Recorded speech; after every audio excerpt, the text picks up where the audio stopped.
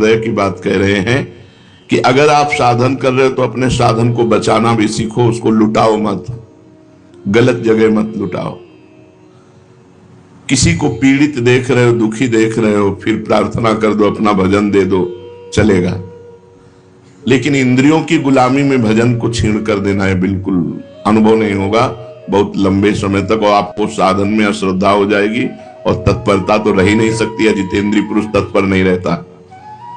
सबसे बड़ा दोष होता है कि जब हमसे गलती होती तो हमें अपने साधन पर अविश्वास हो जाता है, और जो संयतेंद्रीय नहीं है उसकी दिनचर्या एक जैसी कभी चल ही नहीं सकती, ये पहचान है। एक जैसी दिनचर्या संयत इंद्रिय वाला, संयतेंद्रिय, तब ज्ञानम लब्ध्वा पराम शांति मचरेणाधिगच्छति। श्रद्धावान लभते ज्ञानम तत्परा संयतेंद्रिय। दो साधन तो इसमें स्पष्ट प्रकट हो गए, तत्परा, संयतेंद्रिय और श्रद्धा।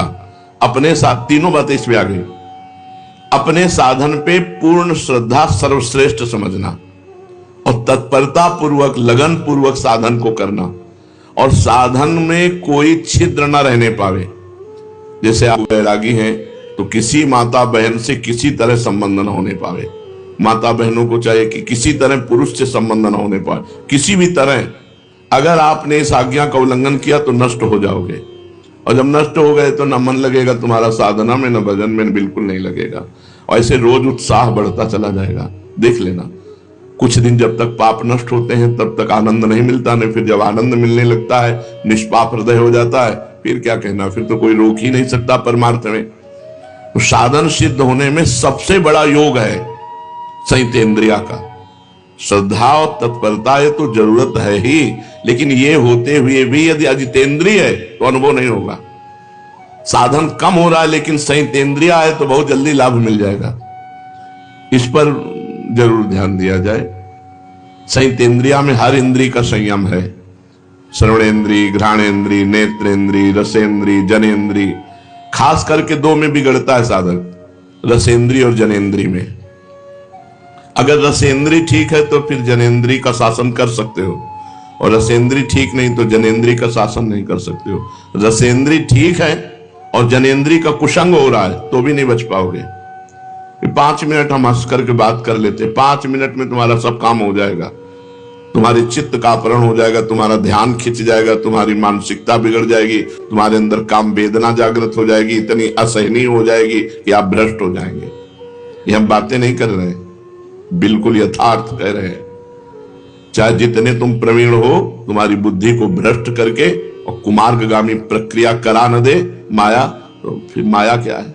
इतनी बलवती। इसलिए शास्त्र की आज्ञा का उल्लंघन कदापि नहीं। पूरे जीवन भर जिनको सेवा दी गई है उनके ऊपर भगवान का सुदर्शन चक्र है, वो बुद्धि सुधारेंगे। साधन को चौपट करने का बिल्कुल सरल उपाय, इधर उधर ताक झाक शुरू कर दो, तुम्हारा साधन चौपट। अब तुम्हारा एकांत में चिंतन उसी का बनेगा। साधक चाहे स्त्री साधक हो चाहे पुरुष साधक हो, जब तुमने जीवन को भगवान को अर्पित किया है तो एक बार निराशा अपने मन में डाल लो, मुझे जीवन में कभी पुरुष संयोग नहीं करना, ना हस्तमैथुन करना है, ना किसी प्रक्रिया को स्वीकार करना है। ऐसे ही मुझे जीवन में कभी स्त्री संयोग नहीं करना, ना किसी प्रकार की कोई प्रक्रिया करनी। अजितेंद्रीय पुरुष को सफलता कभी मिलती ही नहीं परमार्थ में। इसलिए बहुत संयम, बहुत संयम, और यही संयम तुम्हारी तपस्या बनेगी, और यही तपस्या भगवान की प्राप्ति कराएगी। तास्ति तिक्षस्व भारत, ये आने जाने वाले विकार हैं, और ये तभी विकार हावी होते हैं, हमने देखा है, जब भोजन गलत हो जाएगा या संग गलत हो जाएगा तभी विकार हावी होते हैं। भोजन और संग, ये दो अगर बिगड़ गए तो साधना को चौपट कर देंगे। इसीलिए थोड़ा जबान संभाल के खाओ और दिमाग होश रखकर संग करो। ये कोई एक सौभाग्य का विषय नहीं कि स्त्री मिल जाए या पुरुष मिल जाए या खान पान के मारा घूम रहा है संसार इसी में। तुम सौभाग्यशाली हो जो इसके त्यागी हो, इसका त्याग कर रहे हो, ये तुम्हारा सौभाग्य है। ये सौभाग्य नहीं कि कोई स्त्री मिल जाए या किसी स्त्री को पुरुष मिल जाए भोगने के लिए, नरकी गतियों में भी मिलता है। ये तो हर जीव भोग रहा है। धन्य है वो काछ वाच मल निश्चल राख है, धन धन जननी तेरी रे। धन्य है वो, उसकी मां धन्य है जिसका काच जनेन्द्री पवित्र, वाकेंद्री पवित्र और मन पवित्र, जो लंगोटी का पक्का, जबान का पक्का, मन का पक्का। अगर जीवन भगवान को दिया है तो ये पक्का कर लो कि चाहे विश्व की सुंदरी आ जाए, चाहे विश्व के देवराज ही क्यों ना आ जाए, दोनों पक्षों में बिल्कुल निश्चित। और जिस दिन तुम्हारा मन खराब हो उस दिन उपवास कर लेना। ये हम दवा बता रहे हैं। जय दिन खराब रहते दिन भोजन मत पाना, पानी केवल पीना, अपने आप ठीक हो जाओगे। कोई अन्न दूषित गया है या कोई संग दूषित हो गया, विचार की अंदर की वृत्ति भी दूषित हो जाती है। अगर बुद्धि कामुक हो रही है, मन परेशान कर रहा है, भोजन छोड़ दो। एक दिन, एक पहर, 2 पहर, 3 पहर, 4 पहर, जब तक बुद्धि भजन में ना लगे तब तक भोजन न करो, अपने आप ठीक हो जाएगा। और ब्रह्मचारी हो, इसलिए ऐसा हो नहीं सकता कि भोजन नहीं किया तो आप शक्तिहीन हो गए। ऐसा नहीं होगा, आपके अंदर तेज रहेगा, आपके अंदर उछाली रहेगी, पूरी दिनचर्या होगी। और ये कोई जान न पावे, ये छपवाओ मत कि भैया ये 2 दिन से भोजन नहीं पा रहे हैं। नहीं, हमारा पेट दर्द कर रहा है या हमारे को अनुकूल नहीं पड़ रहा है, स्वास्थ्य ठीक नहीं है। अब सेवा पूरी करो, भोजन बिल्कुल मत करो, अपने आप ठीक हो जाएगा। ये साधन में बहुत जरूरी पॉइंट है, नहीं तो आपको अनुभव नहीं होगा। जिनको ये लगता हो कि गंदे आचरण करते हुए हम भगवत प्राप्ति कर लेंगे, तो हमें लगता है कि बहुत बड़ी भूल कर रहे हैं। वो अचानक भगवान कृपा कर दें तो घोर पापी को भी परम पद दे दे। लेकिन सिद्धांत ऐसा है, संयत इंद्रिया, अपनी इंद्रियों को बस में रखो। उसके लिए कुछ भी छोड़ना पड़े, कुछ भी छोड़ना पड़े। साधक और विषयी में क्या अंतर है? विषयी भोग प्रधान होता है, साधक भगवत प्रधान होता है। उसे भोग मिले, वो भोगों में राजी हो गया, वो भगवान में राजी होगा, भोगों में नहीं राजी होगा। साधक वही है जो भोगों में राजी ना हो। साधक प्रत्येक भोग भगवान के भजन के लिए करता है। भोजन, पानी, खान पान, व्यवहार, उस विषय को स्वीकार करता है जिससे उसका भजन बढ़े। भजन नष्ट हो जाए ऐसा पहनावा नहीं, ऐसा भोजन नहीं, ऐसा व्यवहार नहीं, ऐसी क्रिया नहीं, ऐसा संग नहीं। विषयी पुरुष जिससे भोग बढ़े वो वही आचरण करता। शरीर को सजाना, अच्छे अच्छे रजोगुणी भोजन पाना, एक दूसरे की तरफ देखना, जिससे भोग प्रवृत्ति बढ़े विषयी पुरुष वही आचरण करता है। और जिससे भजन प्रवृत्ति बढ़े वही साधक है जो भजन प्रवृत्ति बढ़ाने वाला आचरण करे। प्रत्येक कर्म भगवान के लिए करे, प्रत्येक कर्म का फल भगवान के सिवा जिसके जीवन में नहीं वो साधक। और जो प्रत्येक कर्म भोग के लिए करे, प्रत्येक कर्म का फल भोग, वो विषयी पुरुष है। साधक अपने को कैसे जाने कि मैं सही चल रहा हूं? साधक अपने को कैसे जाने कि मैं सही चल रहा हूं? जब चित्त में बुरे अपवित्र विचार ना आने लगे। आचरण की तो बात बहुत दूर रही, चित्त में बुरे और अपवित्र विचारों का अभाव हो जाए, जीवन में विनय आ जाए, सबसे झुकना, एकदम दैन्य, विषय चिंतन का अभाव होने लगे और अनुभव हो कि भगवान की हेतु की कृपा है हमारे ऊपर। शांति, एकाग्रता, आनंद, संतोष, क्षमता और प्रेम ये बढ़ने लगते हैं। जब साधक की साधना सही चलती है तो उसके चित्त में विषय चिंतन नष्ट हो जाता है। विषय चिंतन ही नहीं होता तो क्रिया की बात क्या? तब उसके हृदय में क्रमशः शांति, एकाग्रता, आनंद, संतोष, क्षमता, प्रेम ये जागृत हो जाते हैं। यही साधना की सफलता है। बड़ा डर लगता है अच्छे अच्छे साधकों को भ्रष्ट होते देख करके, अच्छे अच्छे साधकों को भ्रष्ट होते गिरते देख करके बड़ा डर लगता है कि हम कैसे चल पाएंगे जब अच्छे अच्छे साधक गिर जाते हैं। नहीं, डरने की बात नहीं है।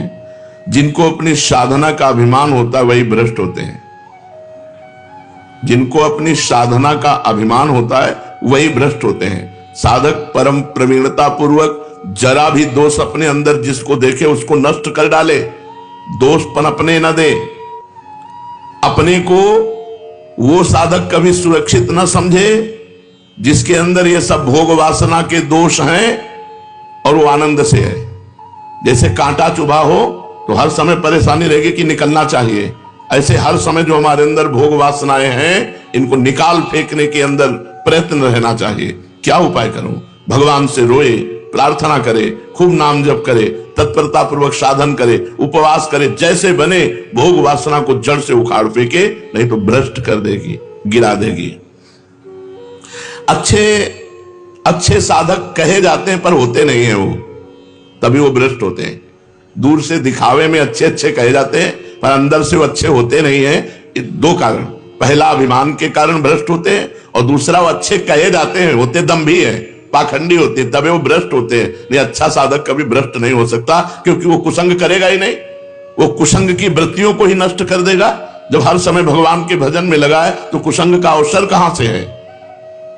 साधक साधना के प्रकाश में अपने दोषों को देखता है, मेरे अंदर ये दोष है, और भगवान से प्रार्थना करके भजन के प्रभाव से उस दोष को जड़ से नष्ट कर देता है। जो दोष होते हुए अपने को सिद्ध मानने लगते हैं, भगवत प्राप्ति हुई नहीं और अंदर सब दोष भरे हैं, और चार लोग दंडवत प्रणाम कर लिए, चेला बन गए, तो अपने को सिद्ध मानने लगते हैं। ऐसे लोगों की बड़ी बुरी दशा होती है, भ्रष्ट होते हैं, पक्का भ्रष्ट होते हैं ऐसे लोग, क्योंकि साधना में प्रियता नहीं, अपने को सिद्ध मान के पुजवाने लगे, और सारे दोष अंदर हैं, अभी दोषों का नाश हुआ नहीं। जहां कुसंग का संयोग हुआ वहां भ्रष्ट हो गए, नष्ट हो गए। ऐसी अवस्था में बुरे संग में वो फंस जाते हैं। दबे हुए दोष उनको अपना गुलाम बना लेते हैं, साधक को साधना पथ से भ्रष्ट कर देते हैं। इसलिए डरो नहीं, अभिमान से डरो और अपने दंभ पाखंड से डरो। जो है नहीं वो दिखावा मत करो।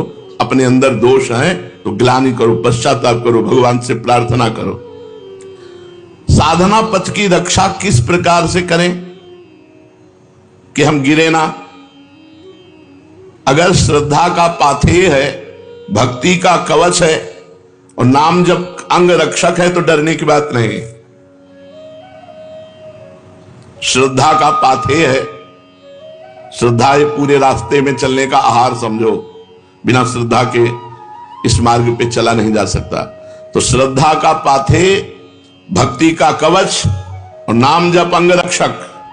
नाम पहारू दिवस निशी, रात दिन नाम का पहरा है तो तुम्हारी साधना को कोई बाल बांका भी नहीं कर सकता। भक्ति का कवच कोई तोड़ नहीं सकता, और श्रद्धा है तो बढ़ती चली जाएगी साधना। कभी भी ऐसा साधक भ्रष्ट नहीं होता जो श्रद्धा का पाथेय, भक्ति का कवच और नाम जप का सरदार साथ रखता है। अंग रक्षक सरदार नाम जप है। ये महाबलवानों का भी बलवान है, बाल बांका नहीं हो सकता। बार बार आप कहते हैं कि तीव्र उत्कंठा होनी चाहिए साधना में, तो ये तीव्र उत्कंठा कैसे हो साधना में? ये किसी शुभ कर्म का फल नहीं है। तीव्र उत्कंठा ये तो साधु संग से प्राप्त होती है। जैसे आप रोज सत्संग सुन रहे हैं, रोज सत्संग सुने तो आपके अंदर उत्कंठा जागृत हो जाएगी कि विषयों का त्याग करके एकदम। जो तीव्र उत्कंठा है ये किसी कर्म फल से नहीं मिलती, ये साधु संग से मिलती है। जितने परिवर्तित हुए हैं सब साधु संग से हुए। और साधु संग ऐसा नौका है कि आपको मोह त्यागने का कितना कष्ट हुआ बताओ? कौन सा आपने उपाय किया जिससे आपने मोह त्याग दिया? बस हवा आई और बहकर वृंदावन आ गए। मोह का त्याग अपने आप सहज में हो गया। नहीं, मोह त्याग। एक सन्यासी जी मिले थे हमें काशी में, मिलते रहते थे घाट में। जब जाते वो विश्वनाथ जी जाया करते थे घाट में, जैसे मिलते तो प्रणाम करते। तो एक दिन बड़े उदास थे। हमने कहा आज आपका चेहरा उदास है, किसी गूढ़ विषय पर चिंतन है क्या? उनका गूढ़ विषय क्या, 90,000 रुपया जमा किया था। ये 25-30 वर्ष पहले की बात होगी। हमारे भाई की बिटिया का ब्याह था, हमने दे दिया। अब बिटिया का ब्याह हुआ, इसके बाद उसका दूल्हा मर गया। तो भाई कहता कि तुम्हारे सन्यास के पैसा लगे, इसलिए हमारी बिटिया का सुहाग उजड़ गया। तो हमने यहाँ काशी के संतों से भी पूछा तो उन्होंने कहा सन्यासी का पैसा तो गृहस्थ में नहीं जाना चाहिए, 1-1 रुपया दान पुण्य का। बोले बहुत समस्या हो गई। अब आप समझो वो थे 70 वर्ष के। 70 वर्ष के होने पर भी अपने परिवार की ममता नहीं छोड़ पाए थे। अपने भाई भतीजा और भतीज बिल्कुल जिस मार्ग में चल रहे हो इस मार्ग में सब जगह से समेट कर एकमात्र प्रभु, एकमात्र प्रिया प्रीतम। तो ये साधु संग से स्वभाव, सर्वसंग पहो ही माम, सत्संग सर्वसंगो पहो ही माम। समस्त संगों का अपने आप त्याग करवा देगा यदि सत्संग हो रहा है। रोज सत्संग सुनने को मिले तो निश्चित सारे दोषों पर विजय प्राप्त हो जाएगी। श्री भगवान की अपार कृपा उस पर बरसती है जो साधु संग करता है। उस कृपा के प्रभाव को जानकर उसके जीवन में भगवत प्राप्ति की तीव्र उत्कंठा आ जाती है। असली उपाय है भगवान की कृपा से साधु संग हो जाना, जिससे भगवान की महिमा और इस जीवन का परम लक्ष्य, कि मेरे जीवन का लक्ष्य क्या है, भगवत प्राप्ति। साधना में क्या मापदंड रखें कि मेरी चाल धीमी चल रही है या मेरी चाल उत्तम चल रही है। सही साधक वही है जो अपनी चाल को धीमी ही समझता है। मेरी चाल उत्तम है, यह उत्तम साधक का लक्षण नहीं है। मैं बहुत अधम हूं, जैसा भजन होना चाहिए, जैसी साधना होनी चाहिए वैसी मेरे से नहीं हो रही, ये अंदर बना रहना चाहिए। साधक को कभी अपनी साधना में संतोष नहीं होना चाहिए। अच्छा चल रहा है, नहीं, अभी अच्छा कहां चल रहा है, अभी राधा बोलते आंख में आंसू कहां आया, अभी श्री जी कहां दिखाई दे रहे हैं, अभी अच्छा कहां चल रहा है। साधना में जितना संतोष होगा उतना ही वो आगे बढ़ेगा। जब अपनी चाल धीमी मानेंगे तो आपकी उत्तम साधना होगी। यही मापदंड है, साधना में असंतोष और अपनी चाल धीमी मानना और सबको भजनानंदी मानना। सब महान है, अधम तो हम ही है, भेष रखे हैं और जैसा भजन होना चाहिए वैसा नहीं होता, ऐसा अंदर दुख बना रहना चाहिए, उसकी साधना उत्तम बढ़ेगी। साधना जल्दी सिद्ध हो जाए, अपनी तरफ से क्या उपाय करना चाहिए। भगवान का दृढ़ भरोसा, दृढ़ आश्रय। साधना सिद्ध होने का उपाय, सब दोषों से मुक्त होने का उपाय, भगवान का दृढ़ भरोसा। हम वही मुंह की खाते हैं जहां भगवान की आज्ञा का उल्लंघन करते हैं, शास्त्र आज्ञा का उल्लंघन करते हैं, पक्का समझ लो। गुरुदेव भगवान कहते थे चाहे 24 घंटा भजन कर लो, अगर 1 मिनट भी आज्ञा का उल्लंघन करोगे तो 24 घंटे के भजन का आनंद अनुभव नहीं कर पाओगे। बिल्कुल ठीक रकील पे चले, जो रकील खींच दी गई वैसे लकीर का फकीर। फकीर कौन? जो लकीर का फकीर, जो गुरु ने लकीर खींच दी कि इस पे चलना है, बस इधर नहीं इधर नहीं, राई के सम चलत ही हो तो और की ओर, राई भर पैर उतार दिए लकीर से तो फकीरी में अंतर आ जाएगा। लकीर का फकीर, जो गुरु ने शास्त्र ने लकीर खींच दी बस उसी पे चलना है। इधर उधर गाड़ी उतारोगे पलट जाएगी। जो जीटी रोड बना है उसी पे चलो। ये जो संप्रदाय है, जो मार्ग है, ये जीटी रोड है, राजमार्ग है, इसमें गिरोगे नहीं। अपनी जान में प्रयास में कमी न रखे, साधना का अभिमान न रखे और भगवान का भरोसा रखे तो जल्दी साधन सिद्ध हो जाता है। साधन में साधक को मेल जोल बढ़ाना ठीक है कि नहीं। ये हमारे दोस्त हैं, हमारे परमार्थिक अगर हैं, भजनानंदी हैं तो कोई दोष नहीं है, और अगर थोड़ी भी संसारिकता उसमें है तो तुम्हें गिरा देगी। इसलिए दोस्त नहीं बनाना चाहिए। जीवन में दोस्त नहीं बनाया आज तक, अभी कोई दोस्त नहीं, आगे भगवान जाने। आज तक कोई दोस्त नहीं तो दुश्मन का सवाल ही नहीं होता। जब दोस्त हो तो दुश्मन हो, न दोस्त है न दुश्मन है। भगवान ने बड़ी कृपा की, आज तक एक दोस्त नहीं, एक भी नहीं है। वृंदावन में रहते हुए 27-28 वर्ष हुए जा रहे हैं, एक भी दोस्त नहीं। पीछे तो वैराग्य में जीवन रहा तो वहां दोस्त का सवाल ही नहीं उठता। यहां भी एक भी दोस्त नहीं। कोई सब संत महंतों की चरण रज माथे पे है, लेकिन अपना किसी से नहीं है कि अमुक आश्रम के अमुक महंत से हमारा प्रेम है। सबसे प्रेम है, सबकी चरण रज वंदना है, लेकिन अपनी दोस्ती किसी से नहीं है। परमार्थ में, साधन मार्ग में मेल जोल बिल्कुल ठीक नहीं है। मेल जोल